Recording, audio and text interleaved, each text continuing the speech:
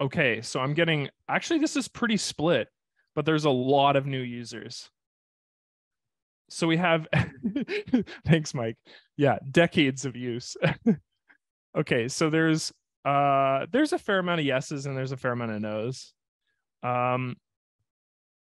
So of those people that are not new to ACDSee, how many of you use ACDSee for, so separate question, how many of you use ACDSee now for its cataloging functions?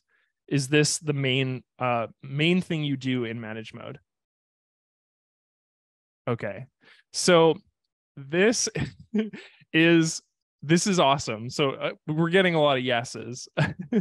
So for the people that said no to the first question, you're gonna see why everyone in the following question says yes, because it is extremely versatile. So for those of you that are new to ACDSee, know that the content of this workshop is going to teach you some really interesting things that all of these other people that have suggested that they use cataloging for as their main thing within manage mode. Well, we're going to explore that.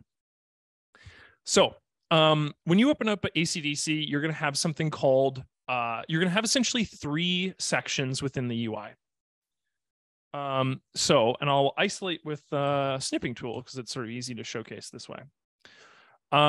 When you up ACDSee, there's going to be 3 major sections that you're going to see. So one that's probably self-explanatory is going to be the center area here. So hopefully everybody can see that that is highlighted and the rest is kind of light gray. Can everyone see that okay? I just want to make sure that that's the case. But anyway, someone should see that this center section here. And what this center section showcases to us is obviously these thumbnails, right?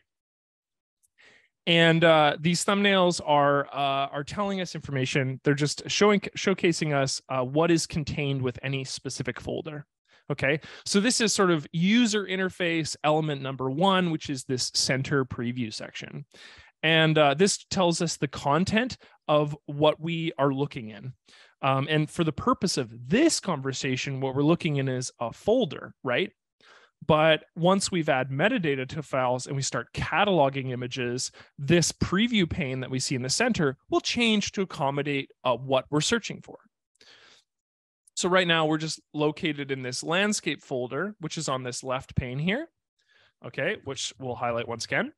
So this left pane here is indicative of how to search in ACDSee, so how we navigate in ACDSee. So you'll notice that on the top of this, there's the folders pane, there's the catalog pane, and the calendar pane. And these 3 tabs can be, I don't use calendar personally, we're not going to talk about it in this workshop, but folders and catalog are very relevant in the sense that we can search for specific folders.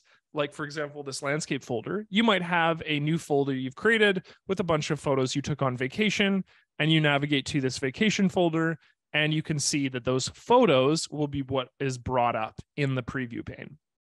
Now, one of the things, too, that I mentioned earlier when we were talking about the browsing, when we were just answering some quick questions, is browsing is going to showcase to you the it's going to list those images the very first time you open a folder in ACDSee.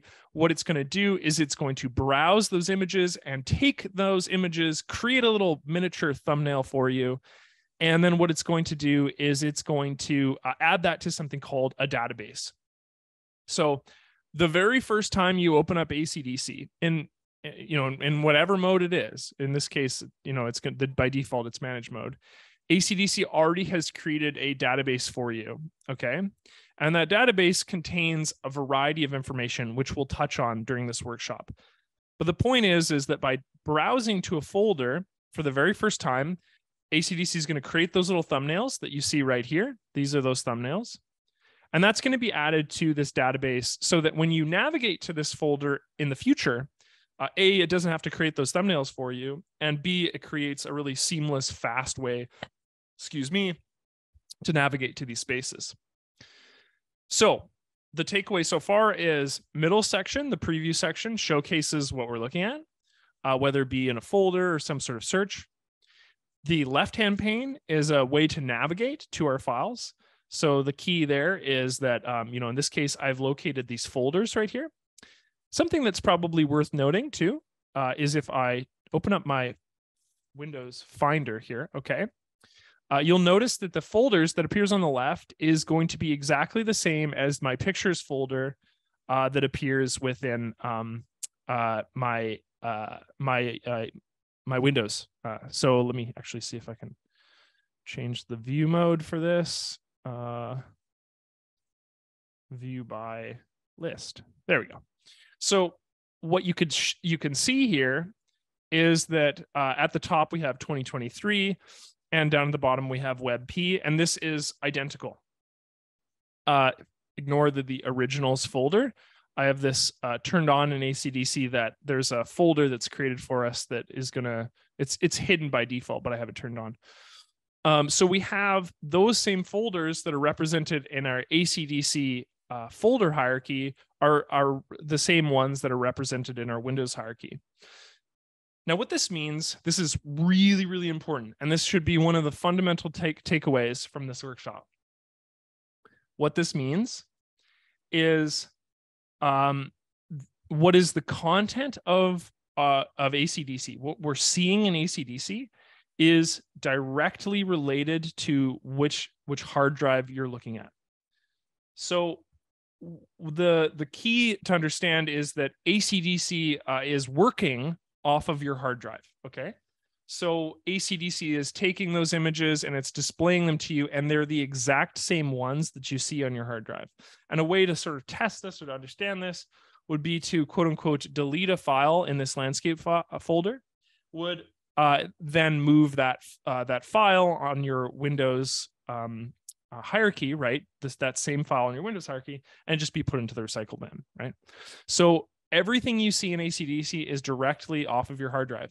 Now, the question might be, why does ACDSee do this? Like, why does it produce that over doing something like Lightroom does, where there's a import process? And the answer to that is speed is fundamentally the major element why. And this is sort of one of the reasons why ACDSee is in many ways like a competitor to something like Lightroom in this specific regard, because it doesn't intend for you to open up a folder, right? Importing all of those files when you want to add new content within Lightroom. So this is a really key. This benefits speed in a number of ways, and this means that you don't need to create this sort of secondary hub by which those images are interacted with. Okay, so what do we have so far?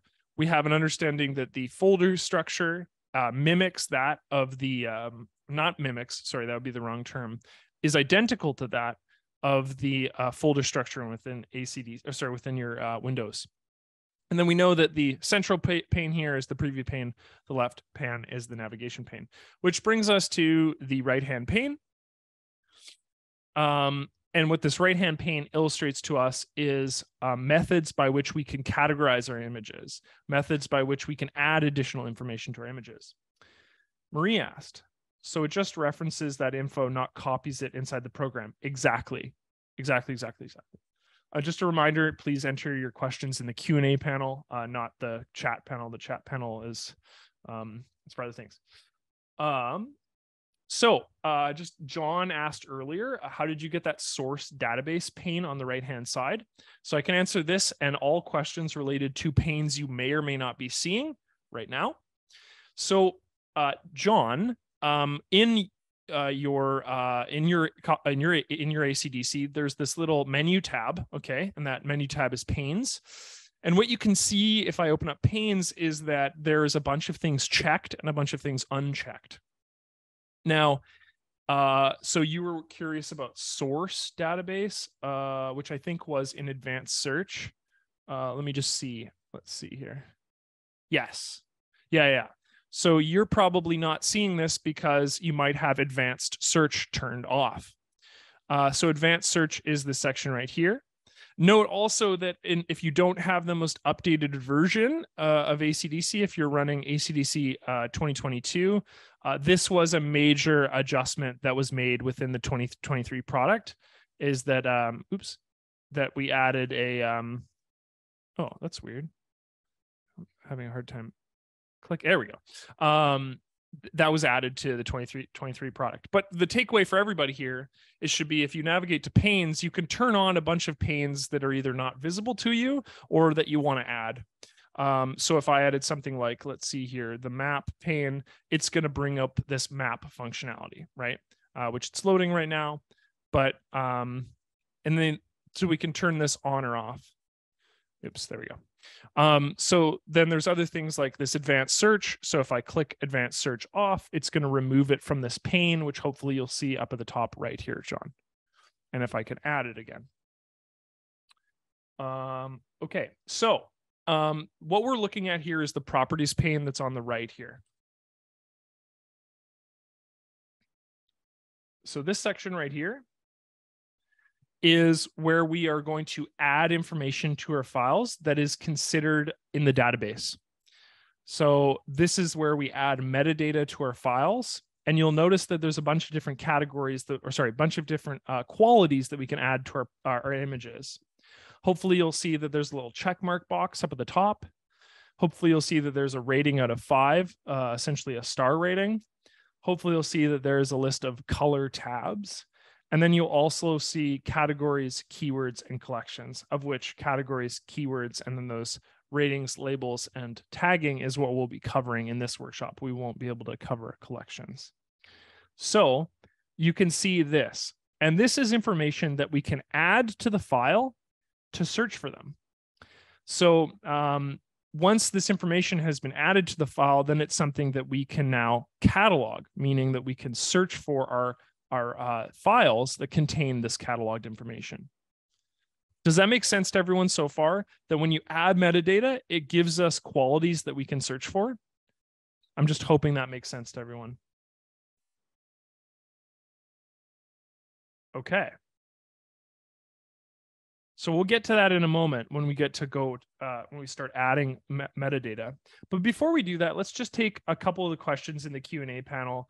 Let's see if I can answer any of them that pertain to what we're talking about. If they don't pertain to what we're talking about, we'll just move on. Okay, Mike asked, I'm making daily work folders for sequential work in same location, images, vids. Within each can fall into bigger design. Okay, so different folders for different subjects. There's a lot of repeating content. Any edited program will need to assemble these time arranged. Okay, so nature, marine, traffic. So if you have a bunch of different content in different folders, some of it is similar, right?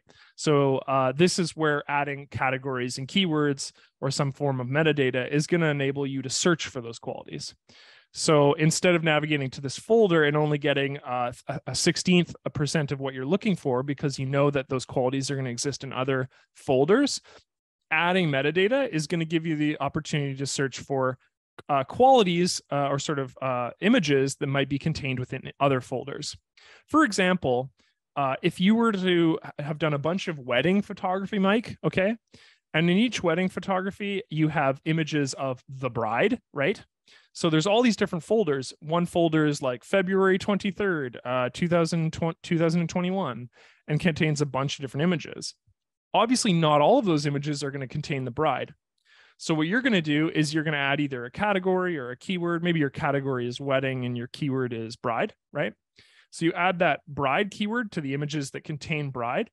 And so what this enables you to do is then, quote unquote, search for that keyword. It'll give you the ability to search for the word bride, which is going to produce on our screen here, in the preview pane, every image that you've added that keyword to, even though they exist within separate folders. Now we're going to get to this. We'll explain how to do this. I don't want to get too far ahead, but I would just want to suggest that there is an answer to this question, and this is something that ACDSee can handle.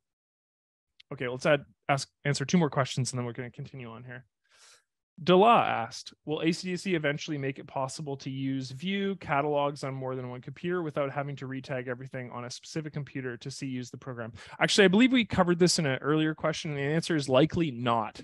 That's sort of inherent to one of the aspects of ACDSee that how the database works to begin with. Cynthia asked, so you create your folders first on your hard drive and move your photos into that, then pull them up in ACDSee? Yeah, so this is a great question. And the reason why this is a great question is because we're talking about workflow. So workflow is going to be the thing, Cynthia, that is unfortunately customized to your experience. But I do think that this resembles a very good first action when you're working with ACDSee for the first time, in the sense that you're going to create a folder and it's going to contain a bunch of images with based on some sort of circumstance. Let's say, for example, Cynthia, you were on vacation recently and took a bunch of vacation photos and you put them in a folder. And you're brand new to ACDSee, you've never used ACDSee before, you have not started the process of cataloging images. Well, this represents the first interaction you're going to do, which is you're probably going to open up a folder that contains images in order to work on those images. So in the case of this landscape folder, right, I've just navigated to this because I know where it is. I know that it's in my pictures folder. You can see that my pictures folder contains a bunch of different image folders, right? I navigate to the landscape folder itself, which, as you can see, contains a variety of different images, all of them related to landscape photos. These are just, for the most part, stock images, but you can see that there's a bunch of different landscapes in here. And so what I would do from here is, if I had no interest in the cataloging function, I would just begin the process of editing my images. I would pick my image, I would open it up in develop mode, right? Develop mode opens up, and then I begin the process of editing this image based on a variety of different qualities, right? That's not what we're talking about today, but the point is you can open up it in develop mode or edit mode to physically change the appearance of the image. Or what you can do is you can start the process of adding categories and keywords, which is a great opportunity to talk about this now. But the essence to your question is, when you're starting for the very first time, it would make sense that you would work from a singular folder before you've added other content, before you start the process of adding cataloging content. Great question. Okay, so let's take that question in earnest and let's start the process of quote unquote cataloging. So we're going to add metadata to a file. Now, when we, let's open up maybe some folders that don't have a pre-existing labels on them. Let's see here. Yeah, this works good. So you'll see that in this folder, I have a bunch of people. And essentially how I navigated to this folder is I went to my folders tab, I clicked on pictures, and then I navigated to a folder that contained people. So you can see all these images here. And what you may notice is that these images have a variety of sort of content on the thumbnails themselves, or I guess within the little square box here. I'm going to zoom in so you can see that a little bit better. Hopefully everybody can see that a little bit better. So what you may notice on this thumbnail, well, the thumbnail is right there. And then within this box is a little bit of information. And this information actually tells us some really valuable things. So first and foremost, we know the name of this file. The file name is located right here. So this file's name is Amanda001. And then this file name is Adam Navarro. And then this was a stock photo that was got from the website Unsplash. So this has the photographer's name with a little code here and then the word Unsplash underneath. So we can tell that the file's name is located right here. And we can see up at the top right-hand corner that this image is a JPEG image, which is pretty standard. This little code here, this little box, will change depending on what file type your image is. So a couple examples, we might see the word raw up in the top right-hand corner here.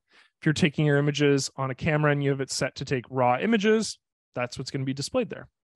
If you're taking images in PNG for some reason, then it'll be listed there. If you're taking images as a TIFF, TIFF will be located there, et cetera, et cetera. So this indicates to us the actual type of image, the image type it is. And then we'll see some other information. So one of the things we don't see right now is a rating on this image. And if we can recall back to our landscape folder, most of these images, let's see here, had this little number that appears at the very top of this image. And this is what we call a rating in ACDSee. So the rating is a list from 1 to 5. And this can be added to our image in a couple different ways. First and foremost, you can see that up on the top right-hand corner here under properties, there's this little rating panel right here, which lists that numbers from 1 to 5. So if I said, for example, I really liked this image, I would maybe rate it a 5. And if I really disliked an image, I'd rate it a 1. Again, this is totally customizable and up to you. But the point is by clicking on this, I can actually add a rating to this image. One of the things that's worth noting is I can actually add this number rating from this top section here as well by clicking on the actual icon right there and deciding on a rating for this. So a rating of 3, for example, a middling rating. So can everyone see how we can add this? This is a very simple addition of metadata here, but hopefully what you're seeing is that metadata can be added directly using the properties pane, and it can also be edited using the, that's okay, Eric, have a good day, using the actual image itself, just by clicking on the rating itself. Now we can also rate an image. Let's see if I can do this by clicking a number on my keyboard. Let's see here. Can I add a rating? So I added a rating of 3 on this by just clicking Control and a number. So Control 4, Control 3, Control 2, Control 1 adds a rating on this image. So everyone can see that we have a rating on these images now. Now we can reference back the catalog panel. Okay. So you remember how earlier we were talking about looking where our images are in relation to our folder hierarchy? Well, we have gone to people here, right? And we've added these ratings within this section here. Now, these ratings tell us some information about these files, right? So what we know now is that this image is rated a 5, this image is rated a 1, this image is rated a 3, and this image is also rated a 1. Now, what we know about these is now this contains metadata. This is ACDSee metadata. This is really valuable information because now we can search for this image, right? Independently of the folder. Now, when I say independently of the folder, I mean it's not going to consider the location of the folder itself. Rather, it's only considering the quality of metadata that we've given it. Does that make sense to everyone? Does adding metadata create a search quality make sense to people? And we're going to search for this in a second. I'll show you what this does. Okay, so this is good. This is really good foundational information. I'm glad this is making sense. So let's take this information and then let's apply it. Okay, so if we go to the left-hand pane here where it says catalog here, everyone can hopefully see that. So catalog is a secondary method of searching or navigating to a file. So if we go to ratings, right? Because keep in mind, this is a rating that we've given these 4 images. We go to ratings and we click on the rating of 5, which is this one right here, right? What we're going to get is every image in our hard drive that has been given a rating of 5. Okay. Pause. Ratings are very general. They're not a category. They're not a keyword. It's a simple metadata. So just note that when we pull up a rating, right, that this is going to be mixed in with a bunch of different images. So just be aware of that. So I'm going to zoom out on the thumbnails here until there's about 6 rows there, 7 rows. If we click on 5 here, let's see what comes up. So I'm just going to click on this, and now I have a whole new list of images. Okay. And these images, what do they share in common? Well, if we see every single one at the very top of our listing has that rating of 5, right? Some of these have additional metadata qualities. As you can see, there's this red line that exists underneath this. This is a label. So this is an image that has a rating of 5. And if we look in the properties pane after clicking on this image here, you can see that it has a red label. And then there's a purple label up top here.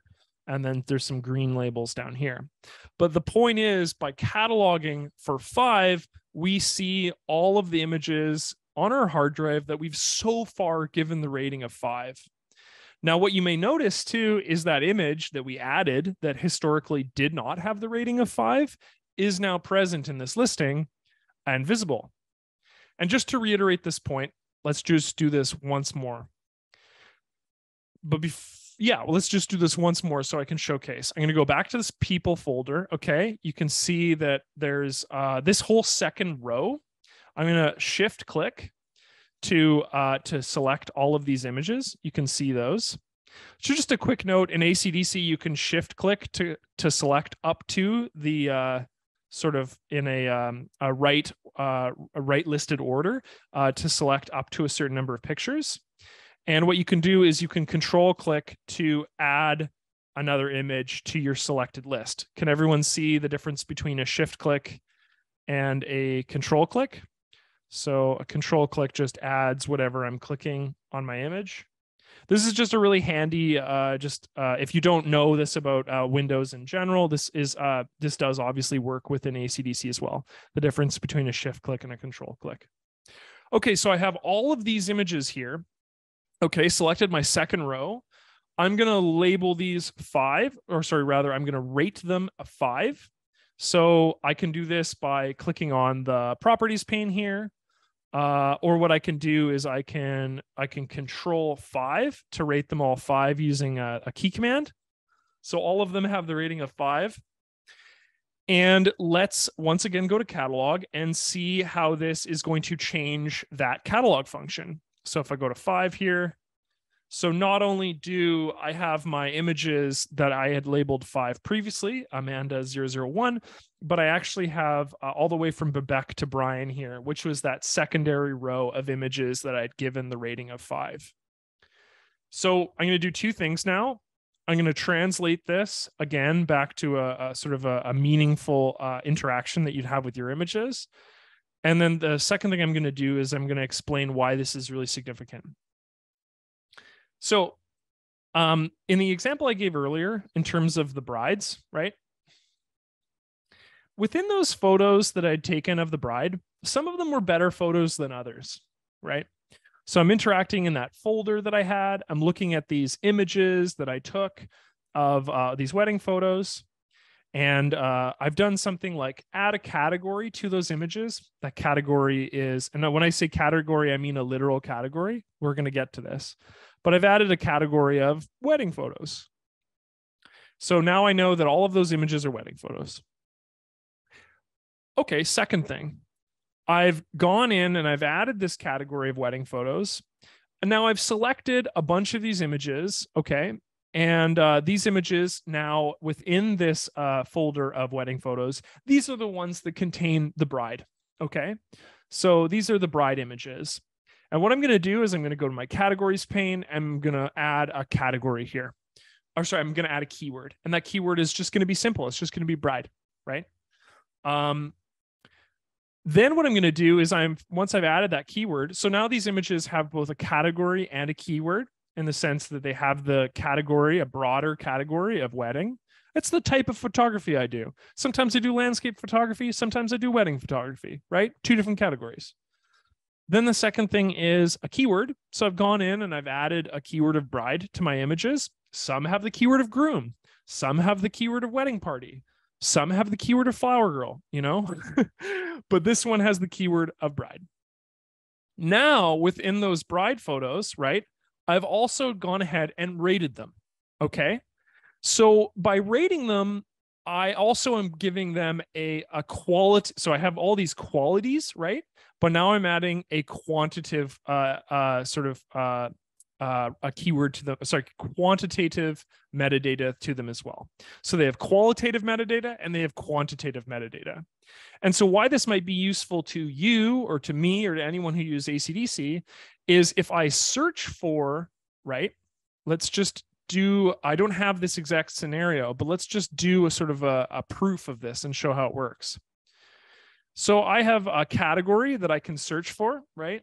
Let's just look under a category. Maybe nature has a bunch of photos. Great. So you can see that when I search for the category of nature, okay, a bunch of these images come up. And these images are different from the ones that we were looking at previously with the rating of 5. Now what I can do also is, so I have that category. So in the case of my example, this I could have selected wedding, or I could have selected the bride keyword. But the point is I can have this selected. You can see next to this category here, there's this little easy select tab that's in the shape of a chevron. This showcases to me that this is one of the catalogs we've searched. But now what I can do is I can hold this and I can open up rating. And so you can see that now both categories and ratings are present. And so what I can do is I can look, I can actually make sure that I'm looking for a nature category that also has the rating of 5. So in my example, what I could have done is I could have clicked the keyword of bride and the rating of 5, and that gives me every single image of this particular bride or of a bride that I think is also a great photo. Because in this situation, I have 5 stars, or the highest rating, put on these images, versus maybe I don't want to see the highest rated ones. Maybe what I'm intending to do is to open up an image that is the lowest rated, in the intention of maybe culling these images or further editing them. So what I can do by using the catalog pane is combine these qualities to bring up new images within the preview panel. Now, when I catalog an image, this is very important. Whenever I'm looking up an image within the catalog pane, okay, what I'm not doing is moving these images, okay? These images exist in the same folder that I put them at the beginning. When I put these images onto my computer and I put them into a folder, I am not moving these images at all. They exist within those spaces. And I can check this, and I'll show you what I mean. I think if I go to File, yeah. If I go to these files, and I navigate to the properties panel here on the right, you can see that these files are located in a specific folder. Oops, I didn't mean to do that. Let's just bring this up again. I'll go nature and I'll go 5 this time. So what we're seeing here is that these images are located in a specific folder, and it tells us this right here. It says that it's in C drive. It says that it's in users. It says it's in the admin folder. It says that it's within pictures. And then finally, it's within the folder called landscape, right? But note that these ones are different. These ones have the pictures folder, and they're located within the Sunday folder. So this was something that maybe a workshop that I did previously that was on a Sunday, and that's in a completely different folder. So what we're seeing here is these 2 images are contained within different folders, but they're presented to us in the same catalog. So does this make sense to people that when we're cataloging, we're not moving the images, that we're simply presenting them that we're bringing them up and we're presenting them? So Dela, you said sort of. How can I help you understand this? Maybe this will help Mark as well. But what is misunderstood by this? What I'm trying to say, okay, well, I'll summarize just for what I'm trying to suggest is that files in ACDSee can be within a folder. Okay? And those folders are where those files live. I'm saying that when you add metadata to your files, like in this case, I've added a metadata rating of 5 to some of my images. When I go to search for those images, keep in mind that I'm searching for the quality of 5, right? When I go to search for them, it's not changing their location on my hard drive. It's simply ACDSee is doing the work of showing me those images. I've asked for 5. ACDSee, excuse me, is showing me the images rated 5. And what I'm suggesting is that you can combine this information with with more than one metadata at the same time to bring up those images together. So I can search for, like I said, let's see here, people maybe? No, I don't have anything saved in people. Yes. So I have, in this case, a combination of people rated 5 with the category of muse. Muse being somebody that you're interested in taking photos of frequently, right? So Alex said, can a category like landscape have subcategories such as mountain? Yeah, so both categories and keywords can have subcategories or sub-keywords. And we're going to get to that shortly, okay? So Alex, hold on to that question, but the answer is yes. Mark, partly because my tabs are in the left pane versus the right one. I'm not sure what you mean, but sometimes people have their user interface changed around. Like you can take a whole section of the user interface and you can move them around. Trying to give a good example of that. Like sometimes people have the properties pane and they move it to maybe the left-hand side, right? And so when you take these tabs and you move them around, they might differentiate per user. But by default, properties is located on the right and the folders sort of section is located on the left. By the way, if anyone wants to reset their workspace, you can go to the workspace tab up at the top and click default workspace, or you can make your own workspace by managing them. And what I mean by that is when I move this around, I can actually save a workspace that has the properties pane, where I want it. Okay, so Dela asked the great question, the question that I was hoping to get to next. Let's get there. Maybe what I'll do before I go to the next section, though, is we'll have a look at some of these questions and answer them. Take a second to answer a couple quick questions. Horatio asks, can I create multiple catalogs for specific photo projects, or is there one master catalog? You can create catalogs, multiple catalogs for specific photo. Oh, I see what you're saying. You can add multiple sets of metadata in the sense that you can add that to be cataloged to your images. You can add more than one information, like you can add multiple categories, you can add multiple keywords. You can only add one rating, you can only add one label. But these are elements that you can add to your images. What you might be meaning too is, can I have multiple databases where I have different sort of methods of categorizing my images? And the answer to that is also yes, although that is it's not that complicated, but it's mostly unnecessary for 99% of users. So Horatio, the answer to your questions are technically both yes. Norman asked, what was MAP supposed to do? It's currently down right now for issue related to, there was a issue related to ACDSee that I forget, but it was sort of announced recently. But the map is just literally showcases a map, like a map of the world, and then it allows you to sort of place your images on it. But yeah, it's down right now. Okay, I'm gonna scroll down to the bottom and answer some of these. Okay, Sven asked, does the catalog function use the database? Catalog function use the database only for finding images, or does it also look on embedded data? Great question.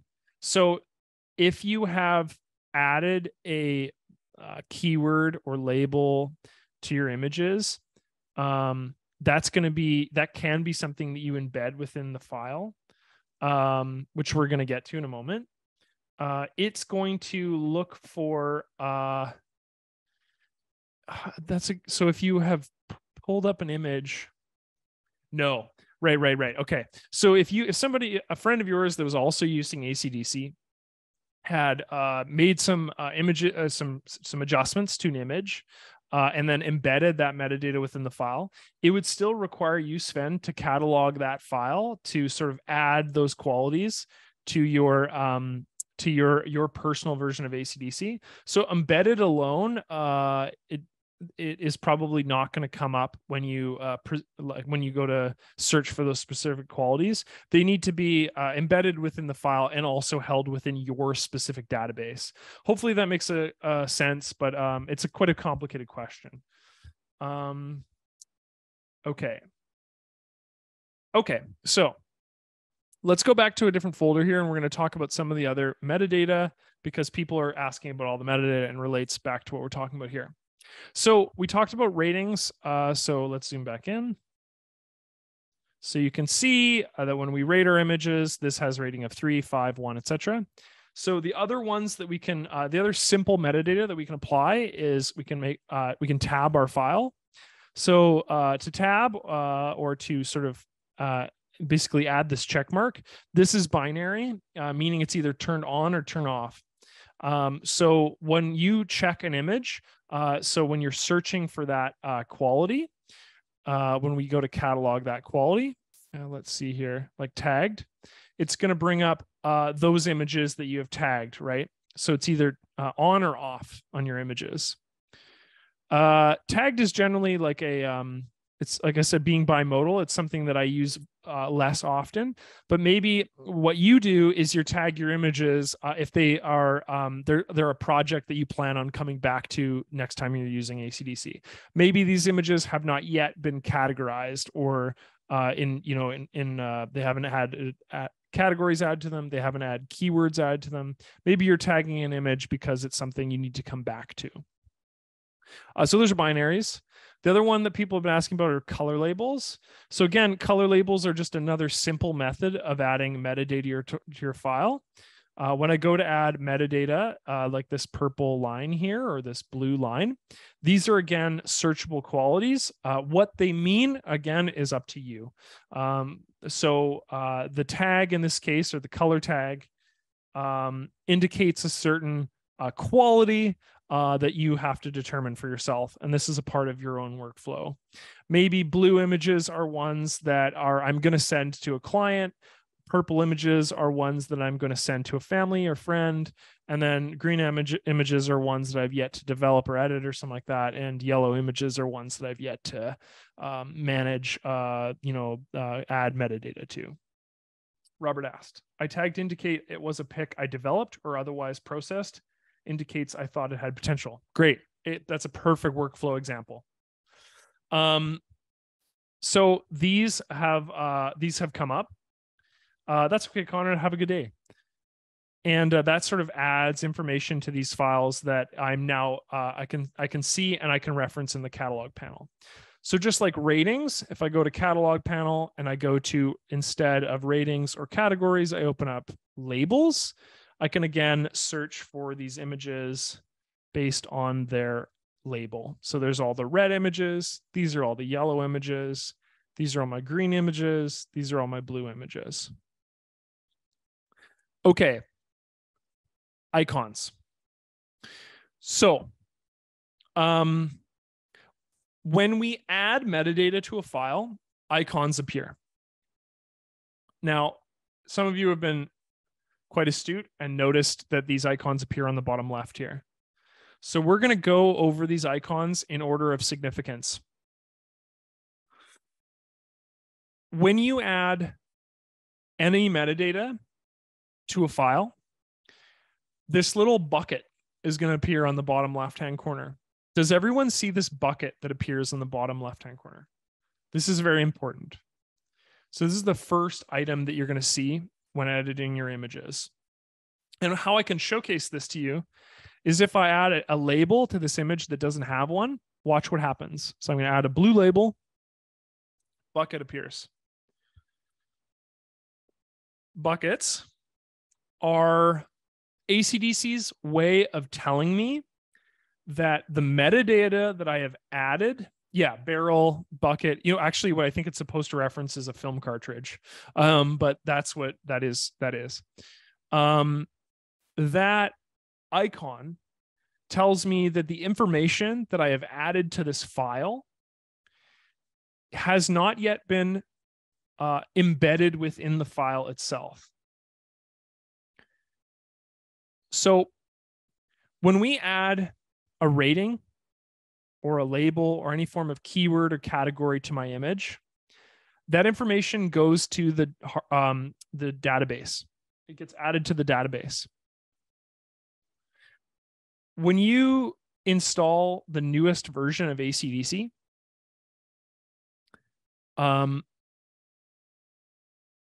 so when you install ACDSee 2024, when it comes out, okay, one of the things that you need to do if you like your database, if you like your old database, is you need to go to Tools, Database, Convert Database. And so what this does is, because when you open up ACDSee 2024, it does not have automatically your old database that you'd started, right? It doesn't have it. It needs you to point to that database, and you do so by converting your old database into your new database. Now, when you have this embedded pending icon here, this little barrel, this embed pending, what this means is you can embed your metadata within the file itself, this ACDSee metadata, okay? And when you do that, when you embed that metadata, one of the things this enables you to do is recreate your old database using your images themselves. And why this matters is because it's a safety method, right? It's a method for you to be able to take your images and convert that embedded metadata into a brand new database. How does one do this? Okay, so when I right click on my image and I go to metadata and I go to embed metadata, or keep in mind, I can go on everything in my entire folder, right? At the same time. And I go to metadata, embed metadata. It'll give me this little check mark thing here. I'll just say yes. And then what it's done is it's embedded that information within the file. So it says item select 181, items processed 6. So there's 6 items in this folder here that needed their metadata embedded. Okay. Now what I can do is, in the event in the future where I don't have access to that old database, but I have these files and I know that I embedded that metadata within the file, what I can do is I can go to Tools, I believe, yeah, Database, Catalog Files.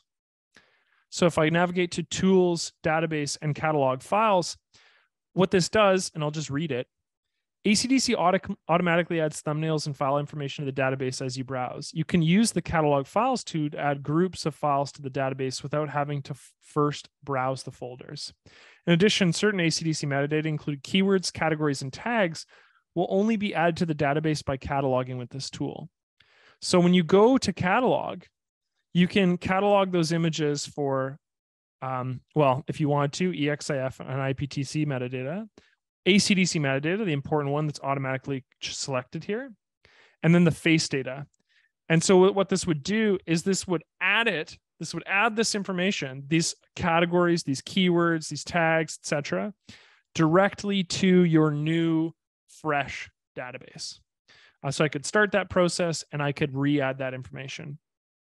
So this is a complex process, but to summarize, when you see that icon appear, it means that you have not yet embedded that metadata within the file.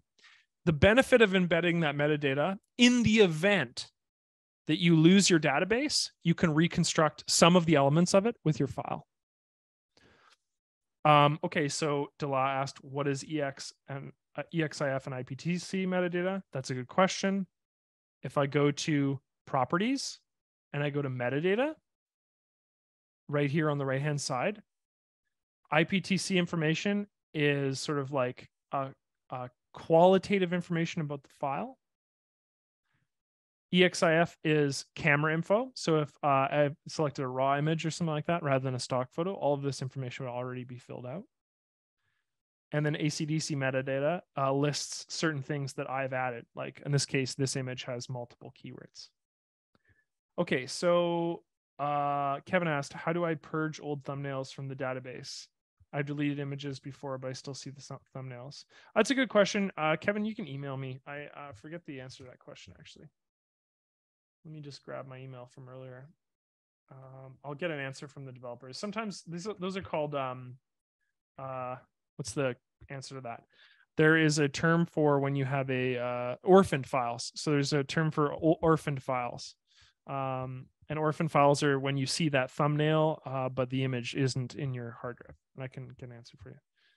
Why wouldn't you want to embed with every file? You do. So Joan, you absolutely do. Please embed everything you do. This is something that I do automatically in manage mode. Let's see if I can go to options and showcase this.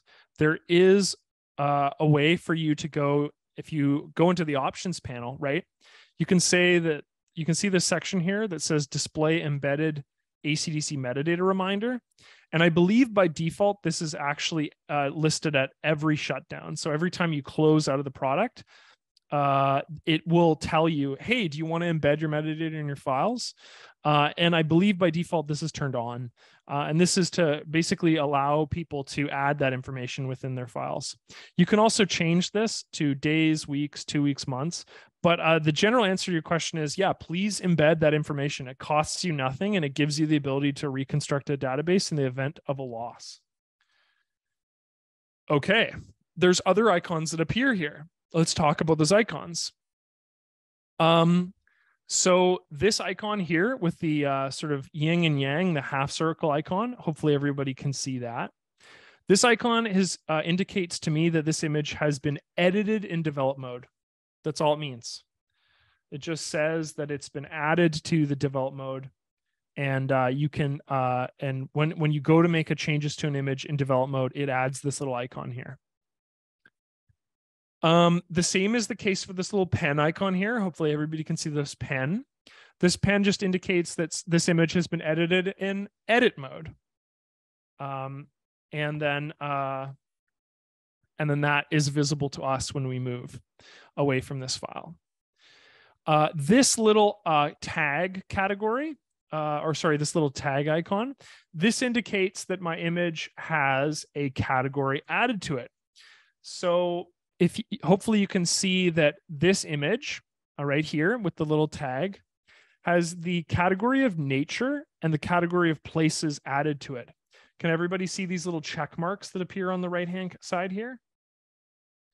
This is really important information too. This is basically telling us that this has a category assigned to it.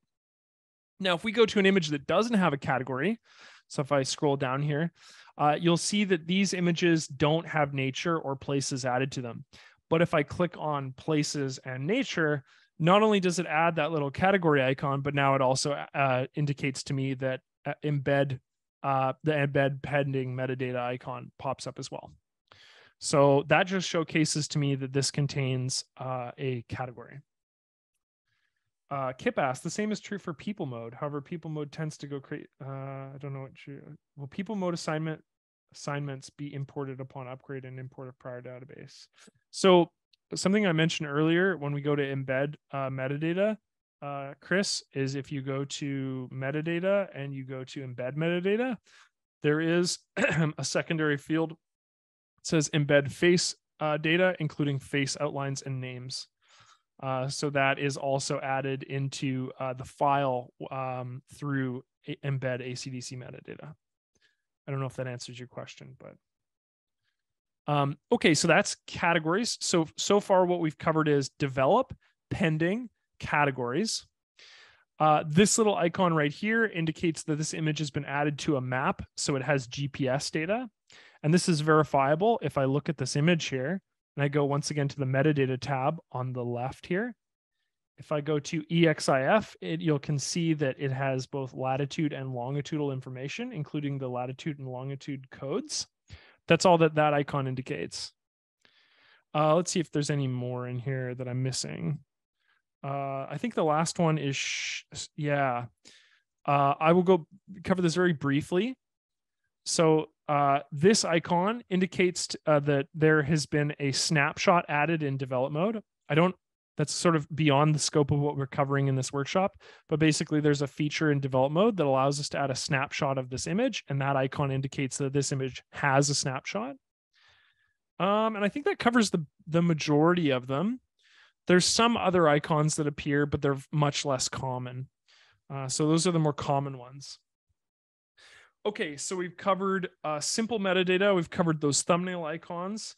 Let's just quickly cover complex metadata. So how to add categories and keywords. And then I think that covers everything for today. There's a lot of comments that I'd still like to get to. So I'm going to have a look through those at the end and sort of answer some of those questions. But let's cover those categories and keywords really quickly. So I'm going to go back into this people folder, and let's go back to our properties pane and navigate to organize once again. So categories, thank you so much, Peter. Have a good day. Categories are so people often ask, what are the main differences between categories and keywords? Because when you interact with them, they seem like they do very similar things. And the answer to that is they do very similar things.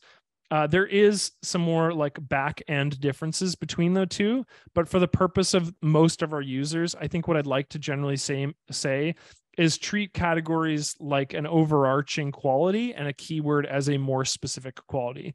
That's what I do workflow wise, and that's what I suggest. It makes sense to our so in general, makes sense to the user base. So if I click on all of the images within this people folder, because I know that they're all of people, so you can see that they're all highlighted now. What I can do is I can go on and I can add this major keyword of people to them. So I do that. And you'll notice that every image in this folder now contains a category. And so that is represented there. And then what I can do is I can add keywords, right?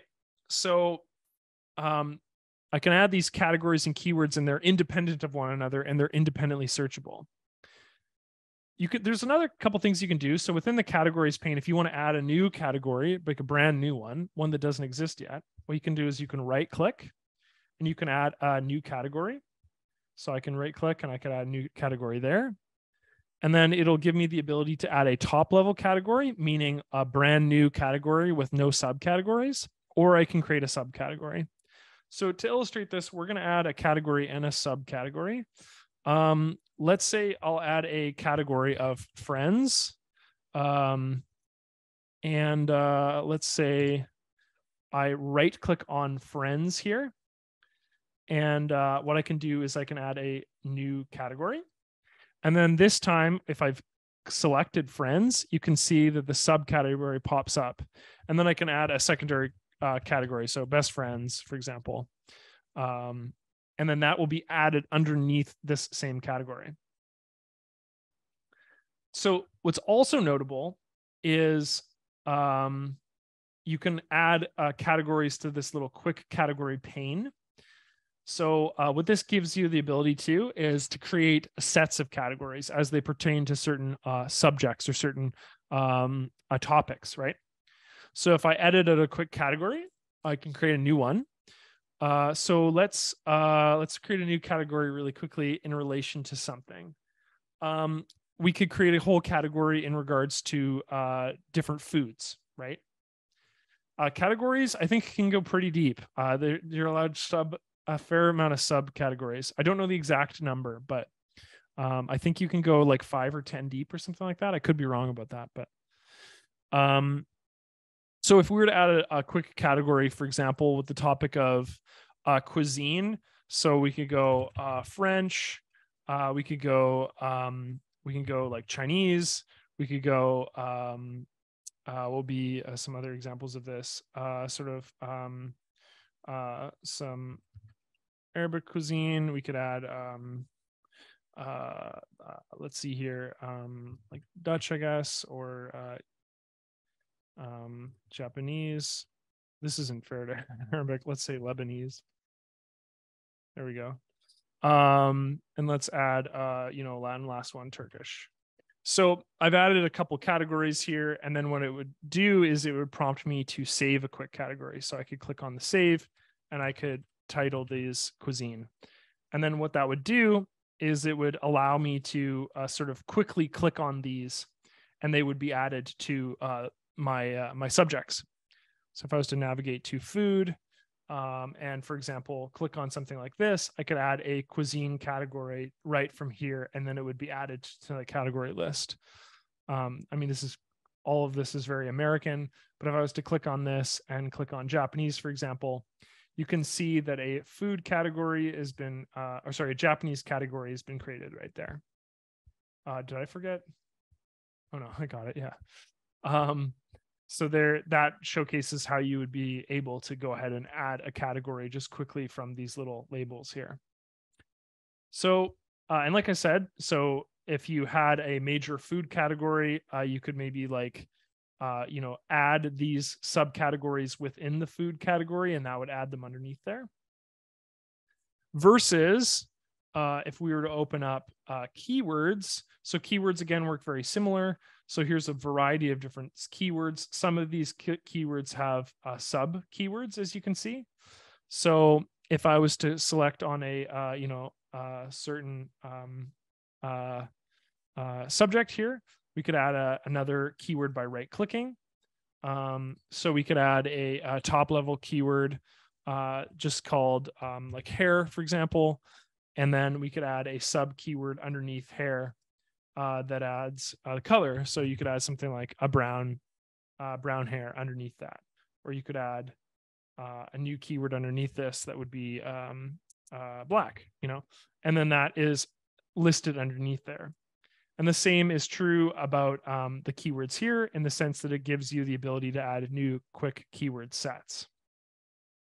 So if I was to click on a couple images here, so this person has black hair, these three have brown hair, you can see that when I go to add a keyword, if I have multiples selected here, you can see that there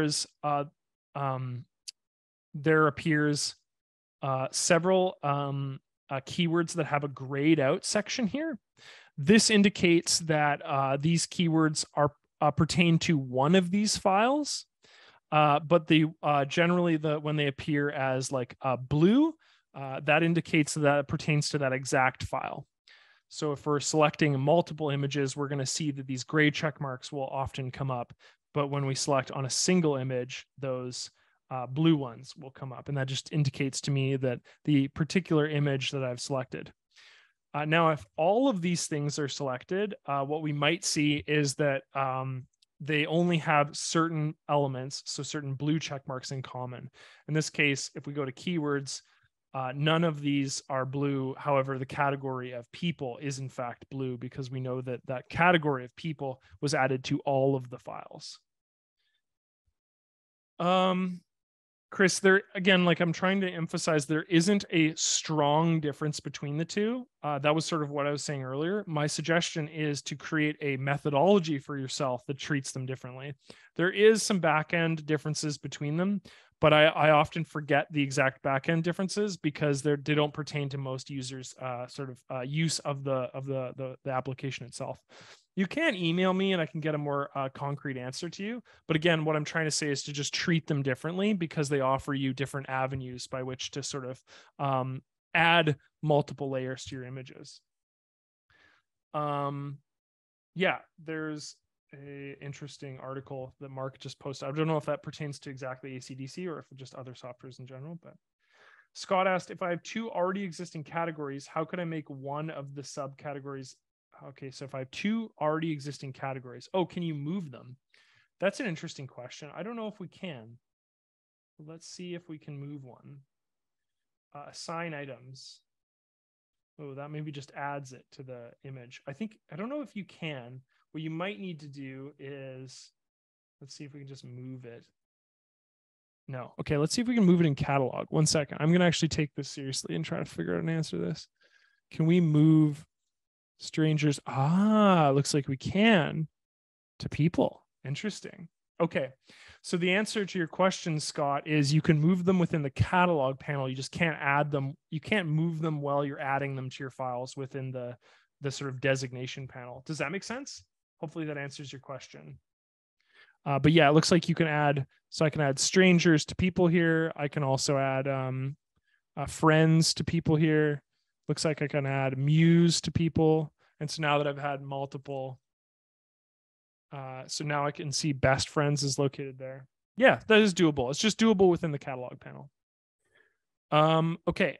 Okay, so that covers about everything I intended to cover today. That's a pretty foundational. I don't think we're going to have time to go over actions or batching just because it's already gone quite long. But there are some questions that I really want to get to that I haven't had a chance to. So I'd like to look at some of the Q&A panel here and sort of answer some of these questions as they come up. I'm just going to filter through, see if I can answer any of these. Dennis, you're most welcome. Nancy, you're most welcome. Norman, you're most welcome. Kevin. So I guess to reiterate, if you have a pending question within the Q&A panel, let me have a look at some of these. I'm going to try to get as many as I can. Okay.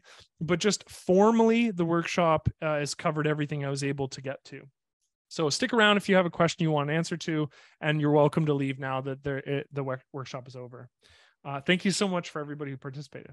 Okay, without further ado, let's get to some of these questions. Some of you have been waiting for them a lot. Okay, Carlisle asked, the more I see how you work with properties, it's frustrating. Okay, so why is it frustrating? Because my 2023 installation only shows property metadata. How do I get what you have? Property metadata. Oh, we covered this earlier. So you don't have this advanced search functionality. Is that what the issue is, Carlisle? If that is the case, you can add it to via panes. Sometimes that advanced search will not be present. Sometimes all of these panes, again, I don't know what the default is in the user interface, but sometimes you'll need to add them with the panes section here. Have you tried that? Have you tried adding them with panes? Okay, so what's the issue then? You have it on, but you are not seeing what I see. So what is missing? What is the element that you're not seeing? Thank you, Maurice. Thank you, Frank. Thank you, Alex. Thank you, Donald. Thank you, Antoine. Thank you, Stanislav. Okay, I'm going to go on to another question while we're waiting for Carlisle to get back. Mike asked, will we see a demo of saved search with multiple selection criteria? Saved search. Saved search. Oh, I haven't demoed that, but I can do that in a tutorial. Or maybe a good topic for a future workshop is just saved searches. It's sort of beyond the scope of an introductory workshop to manage mode. But let me save that as an idea for a future workshop. So multiple selection criteria.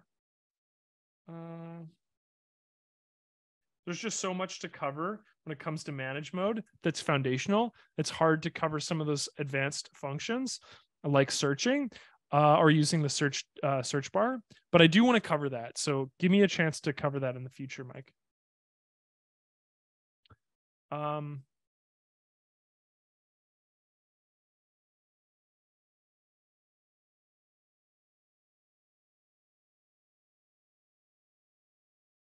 So David asked, can I point Ultimate to a database created in Professional? I believe you can. Yeah, I think that is possible. I think it's the reverse of that is maybe not as possible, where Professional points to Ultimate. I'd have to ask our developers about that because I could be wrong, but I do believe that you can point Ultimate to Professional database for sure. I mean, again, all the content is the same, right? So, will the recording of this be available later? Yes, it will. Can you go to our YouTube page? I'm just going to post, oops. I'll post the link here. Just scroll up and I will post it in the chat section here. Okay, there we go. Yeah, check that out. It'll be on our YouTube page.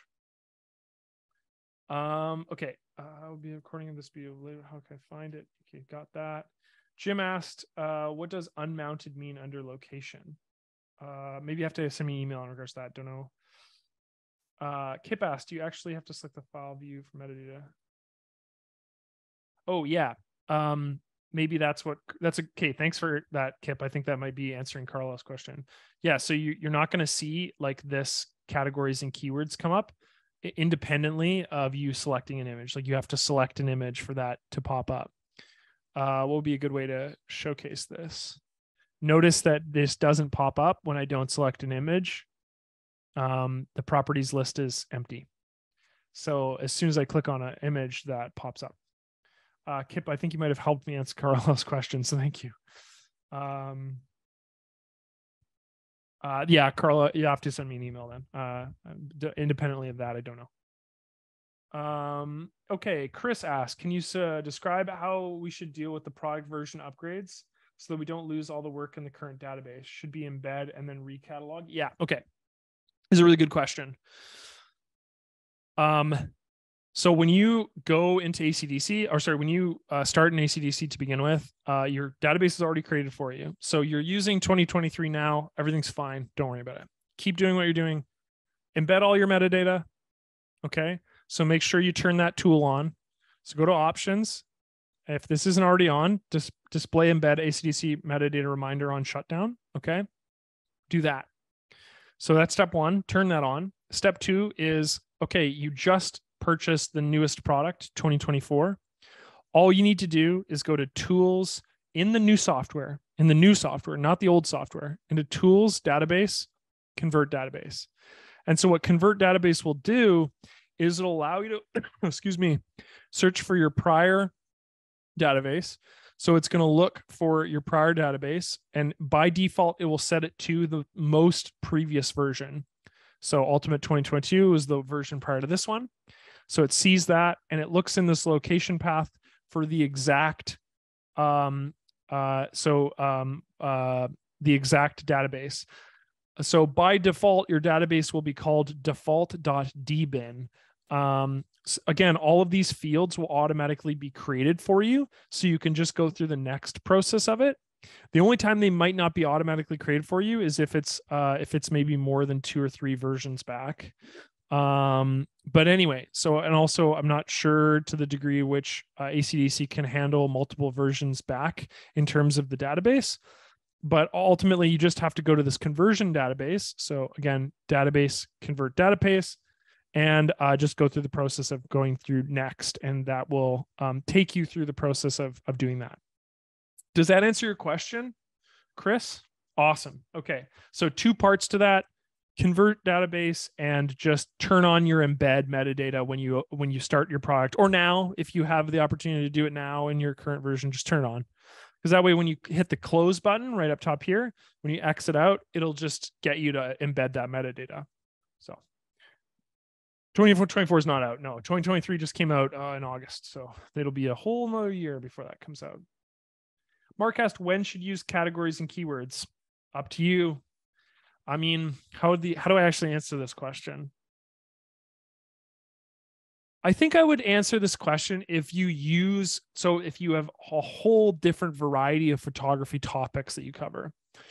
You like taking photos of your family. You like taking photos of landscape photos. You like taking photos of on vacation. You like take photos.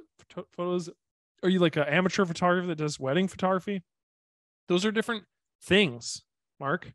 You know, create categories that pertain, create keywords that pertain to those topics. Now, if you're just using ACDSee to rate your images, like, oh, that's a really good image, this is a really bad image, or I want to bring this up in the future, or I want to edit this image, you maybe don't even need categories and keywords. Again, it's totally up to you. But if you have different topics that you cover, I would consider starting the process of creating that database. That way you have a rock solid foundation when you start to do more photography. Let's see here.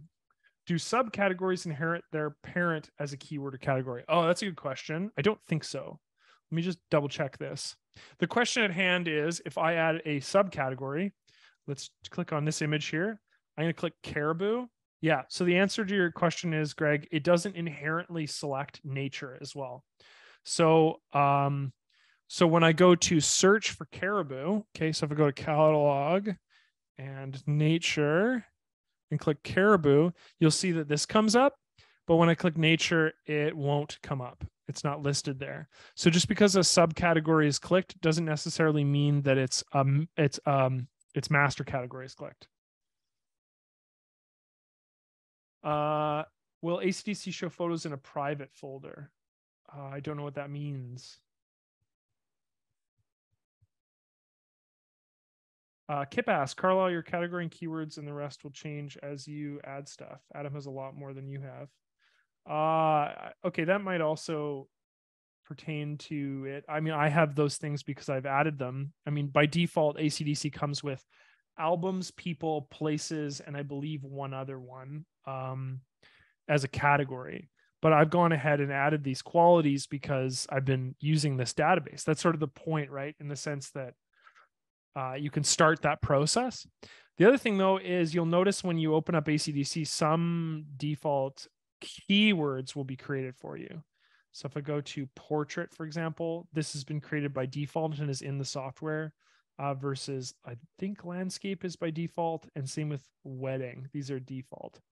So some of these keywords will be default, and then you can add them to your images by clicking on them, and that'll add them to the keyword panel that's listed here. Note that when I add a keyword like prep shots here, it's added for the first time. Hopefully you can see that.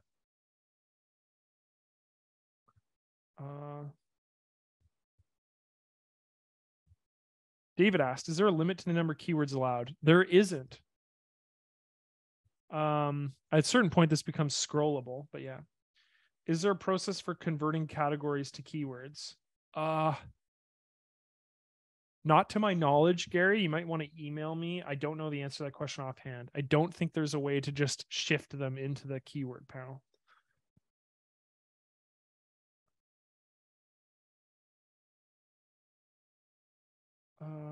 Okay, Cynthia asked, can you isolate on images in your database that haven't been assigned metadata? Have not been assigned metadata. Good question. View. Let's see here. Lack of metadata.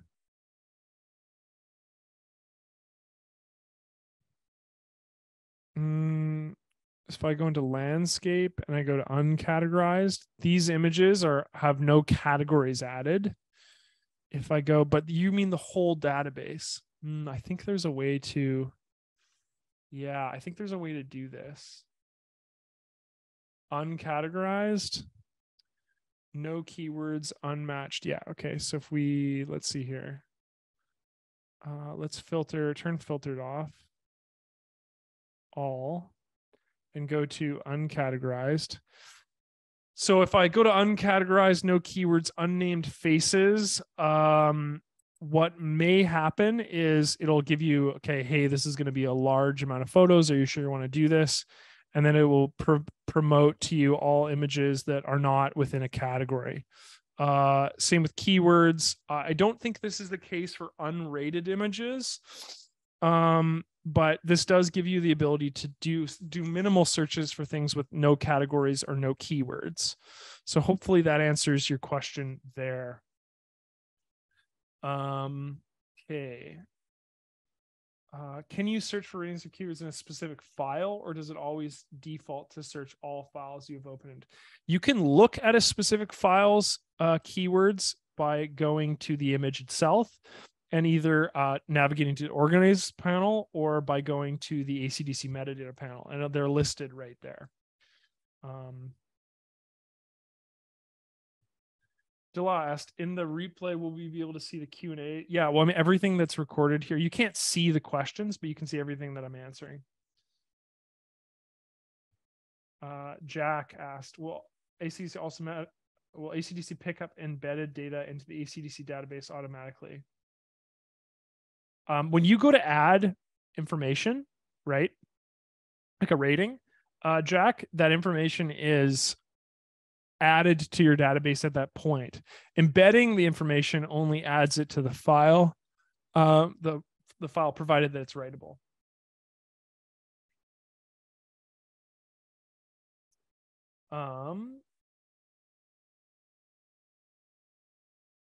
Lubomir asked, does the media mode open the entire catalog? It has never successfully finished loading for me, but I do have over 500,000 items. Okay, that's a lot of items.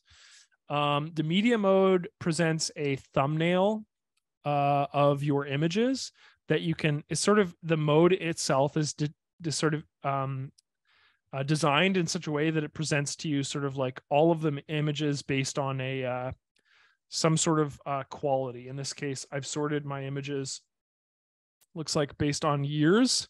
So 2008, 2013, 2018, 2019, 2020, 2021, etc. So those items are sort of listed in there and sorted.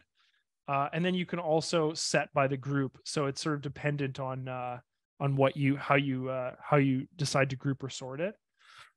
But yeah, it does look over your entire excuse me, hard drive or database. Yeah. Okay, do the items in the folders and catalogs stay on your computer HD? Yes, they do. And or cloud? Yes, they do. If so, how do we get them back onto our system? They're on your system already. You don't need to get them back. When do you choose filters? I said I actually believe we covered this earlier. This just came up like probably closer to in the center of the workshop when we were talking about it doesn't change the position of them on your hard drive. It's only bringing them up based on a certain quality that you've added to your file, but it doesn't move them. The icons ever disappear? This has happened to me when I've made an adjustment, and the next time after a few days I took a photo, the icon is gone. So I'm trying to trace the image was manipulated. That may be because you've saved as the image at some point, because that's when it sort of treats it as a new object. You're most welcome, Joan. Thank you. Thank you, David. Thank you, Kip. So Yvonne, the icon may disappear if you go to edit your image and then save as and save it as a new file, in which case that new file will not contain those same icons. But in the event that you didn't save as, that you just saved the file or you navigated away from the file, that might have been a bug, in which case it's maybe worth exploring with our support team. Sven asked, is there a way to apply metadata presets to already imported data? Okay, is there a way to apply metadata presets to already imported data? Well, you don't import anything in ACDSee. You work directly off of your hard drive. Or does it only work during import? The presets you can define extras, metadata. I'm unsure of your question, Sven, just because it's using language that's not conducive to ACDSee. In ACDSee, you're working directly off of your hard drive. So when you have images that you've sort of placed on your hard drive in somewhere, you can add metadata to those files directly using ACDSee, but it doesn't actually, there's no importing process that's necessary. I'm not sure if that answers your question. It might pertain to when you're importing your database. I'm uncertain. Again, you don't import from your camera. Importing just moves the files. There's no import is, so you see the term import up here, right? And so from device, but import isn't like a true import in the same way that Lightroom offers an import. Import in this case is just moving those files directly onto your hard drive. So what about the process? You're most welcome, Dave. Take care. Cynthia, thank you. What about the import process is not is unclear. Les, you're most welcome. Thank you so much. Oh yeah, if you need to contact me, you can contact me there. Just a reminder too to everyone who's still in the workshop. This is our last public workshop. All of our future workshops are going to be located on our community page. It's free to sign up. Just click on it and add yourself as a user on it. But just note that there's no more public workshops anymore.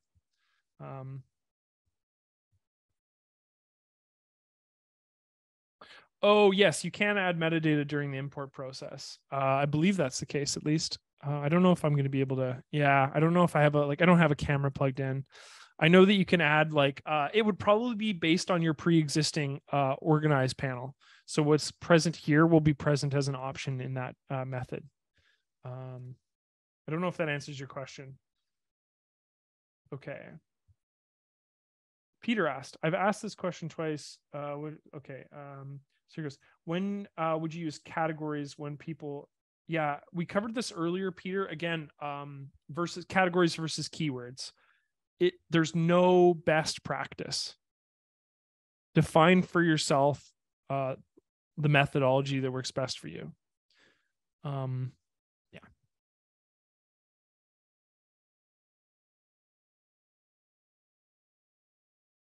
Okay, thank you, Sven. I appreciate that. yeah, certain things are maybe not conducive to a good question over Zoom.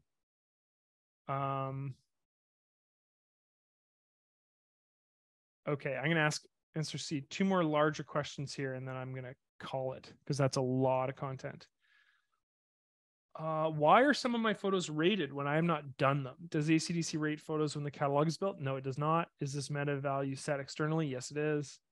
Yeah, there has been instances where I've downloaded a stock photo and it's already had a rating, or like a rating that ACDSee was able to determine.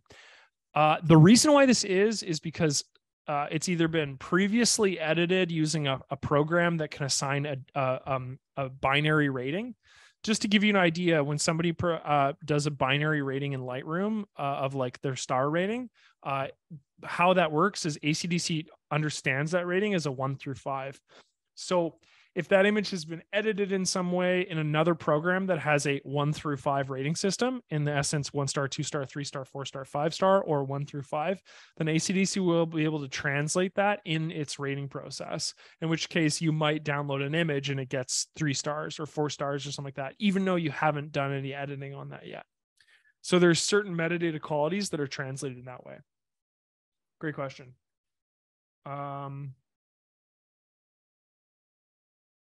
Okay, we covered that. So if your photos have been tagged with GPS data and map function, will it show on a map where the photo is taken? Yes, I understand that our map service is currently it's currently in the process of being edited. So I think the map right now is down. Just because the service that we were using that presents the map to us has changed. So we're in the process of fixing that and essentially updating it for our users. But the answer to your question, Brian, is in normal circumstances, yes. Okay, that's about everything I can cover today. There might be some stuff that I was not able to cover. Please email me. Once again, my email is aprice@acdsystems.com. Yeah, that's about an hour and a half's worth of content. Hopefully, if you have unanswered questions or stuff that I wasn't able to get to in this, you can contact me about that. Go to our YouTube page. That's where this workshop will be uploaded. And all of our workshops are on there. And then finally, and really most important, I must stress again, please go to our community page. Please sign up for it. It's free. It's intended as a hub where all of our workshops are going to be basically presented from now on. Everything is going to be moved into the community workshop wise. We have multiple workshop presenters. We have Alec Watson, who's a professional photographer. We have my coworker, Rodrigo, who's going to be starting doing workshops as well. And me, and as a sort of having a foundational understanding of ACDSee and also a graphic designer, will continue to do workshops through workshops on our community page. Really importantly is that it's a sort of a public community hub that allows people to collaborate and work together. And it's really intended to be about improving people's skills. So we have foundational stuff with me and Rodrigo, and then we have like advanced photography tips with Alec Watson. So please sign up to that workshop. Sign up to the community page. It's awesome. The content itself is free. Yeah, that's where it's going to be from now on. So I just want to let you know that we still are going to be sending emails out to people, but those emails are going to direct you to the community page, which will prompt you to sign up there. So that's still going to be happening, but you will eventually have to make a account through our community page in order to see that content. So check it out. Yeah. Okay, that's it. I'm going to mute my mic. We'll close this off in about 5 minutes once everybody has had a chance to write down my email or get the information that they need. Thank you so much. I hope you have a great rest of your day. I'm going to go be quiet for a second. It's tough talking straight for an hour and a half, but I hope you have a great day. And yeah, thank you.